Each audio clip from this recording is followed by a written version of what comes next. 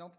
Alors, pour l'enseignement supérieur, la recherche et l'Europe, d'abord sur l'Europe, vous me permettrez d'être très bref pour une raison simple, c'est que c'est le budget le plus rentable de la région, puisque c'est ce qui nous permet d'accompagner les porteurs de projets dans la recherche de fonds européens, à la fois sur l'accompagnement du FEDER, mais aussi sur les fonds sectoriels. Donc je serai très bref et j'aurai l'occasion de répondre à un certain nombre d'interpellations, j'en suis certain.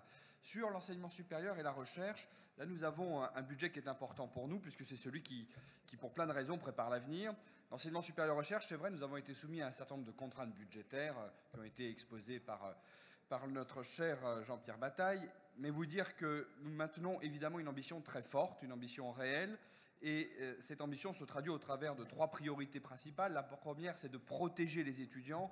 Vous le savez, les questions de qualité de vie des étudiants est un élément majeur pour nous. Nous avons fait le choix d'une politique volontariste, puisque 80% du budget de l'enseignement supérieur est dédié au soutien aux étudiants. Deuxième élément majeur, c'est le fait de projeter notre région dans l'avenir, avec un financement qui est important au travers des différents contrats de plan État-région qui offrent une visibilité très importante aux acteurs de l'enseignement supérieur et de la recherche. Cela représente 100 millions d'euros de FEDER, 121 millions d'euros de contrats de plan État-région qui vont être investis en enseignement supérieur et recherche pour préparer l'avenir.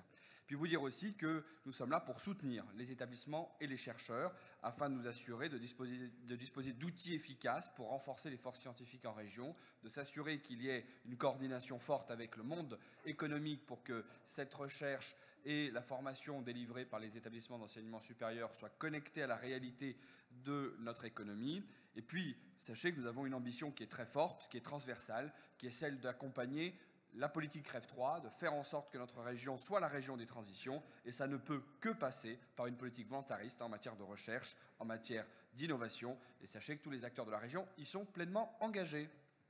Bravo, 1 minute 59. Bravo.